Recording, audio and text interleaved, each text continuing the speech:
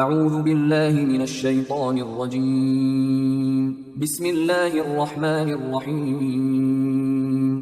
سورہ آل عمران آیات نمبر 165 تا 171 میں پچھلی آیات کے تسلسل میں جنگ احد کے حوالے سے مسلمانوں کی غلطیوں پر انہیں تنبیہ اور وضاحت کہ جو کچھ ہوا اس کا مقصد یہ تھا کہ اللہ برے لوگوں کو نیک لوگوں سے الگ کر دے۔ جو لوگ اللہ کی راہ میں قتل کیے جائیں انہیں ہرگز مردہ نہ سمجھنا۔ اعوذ باللہ من الشیطان الرجیم۔ اولما اصابتکم مصیبت قد اصبتم مثلیہا قلتم انا هذا قل هو من عند انفسکم ان اللہ علی کل شیء قدیر۔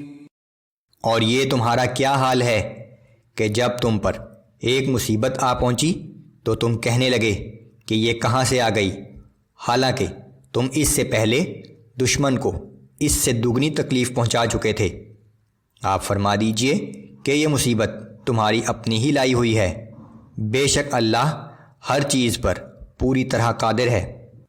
جنگ احد کے پس منظر میں جب فتح کے بعد مسلمانوں کو اپنی غلطی کی وجہ سے نقصان اٹھانا پڑا۔ وما اصابكم يوم التقى الجمعان فبإذن الله وليعلم المؤمنين وليعلم الذين نافقوا۔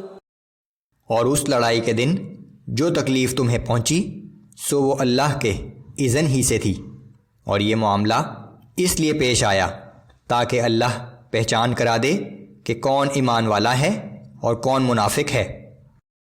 وَقِيلَ لَهُمْ تَعَالَوْا قَاتِلُوا فِي سَبِيلِ اللَّهِ أَوْ ادْفَعُوا قَالُوا لَوْ نَعْلَمُ قِتَالًا لَاتَّبَعْنَاكُمْ۔ اور جب ان سے کہا گیا کہ آؤ اللہ کی راہ میں جنگ کرو یا دشمن کے حملے کا دفاع کرو تو کہنے لگے کہ اگر ہم جانتے کہ لڑائی ہوگی تو ہم ضرور تمہارے ساتھ چلتے۔ منافقین نے جنگ سے بچنے کے لیے یہ بہانہ بنایا کہ مسلمان جنگ کے لیے جا رہے ہیں لیکن ہم جانتے ہیں کہ جنگ کی نوبت نہیں آئے گی، اس لیے ہمارا جانا یا نہ جانا برابر ہے، لیکن یہ محض ایک بہانہ تھا۔ ہم للکفر یومئذ اقرب منہم للایمان یقولون بافواہہم ما لیس فی قلوبہم واللہ اعلم بما یکتمون۔ یہ لوگ اس دن ایمان کی نسبت کفر سے زیادہ قریب تھے، وہ اپنے منہ سے ایسی باتیں کہتے ہیں جو ان کے دلوں میں نہیں ہیں، لیکن وہ جو کچھ چھپا رہے ہیں اللہ اسے خوب جانتا ہے۔ الذين قالوا لإخوانهم وقعدوا لو أطاعونا ما قتلوا قل فادرءوا عن أنفسكم الموت إن كنتم صادقين۔ یہ ایسے لوگ ہیں جو خود تو گھروں میں بیٹھے رہے لیکن اپنے بھائیوں کے بارے میں کہا کہ اگر وہ ہمارا کہنا مان لیتے تو نہ مارے جاتے۔ آپ فرما دیجئے کہ اگر تم سچے ہو تو جب تم پر موت آئے تو اپنے آپ کو موت سے بچا کر دکھا دینا۔ وَلَا تَحْسَبَنَّ الَّذِينَ قُتِلُوا فِي سَبِيلِ اللَّهِ أَمْوَاتًا بَلْ أَحْيَاءٌ عِندَ رَبِّهِمْ يُرْزَقُونَ۔